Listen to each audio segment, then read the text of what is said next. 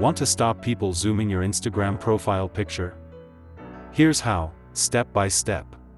Quick note, Instagram has no direct disable zoom setting, but you can limit who sees it.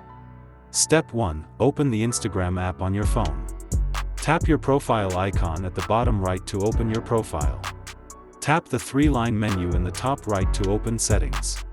Go to Settings and Privacy, then tap Account Privacy. Toggle Private Account on to limit who can see and tap your picture. Step 2. To block a specific user, open their profile and tap the three dots. Choose Block, then Confirm to prevent that account from viewing your profile photo. Alternative, replace your photo with a simplified avatar or blurred image for extra privacy. Final tip, regularly review followers and remove anyone you don't trust. That's it.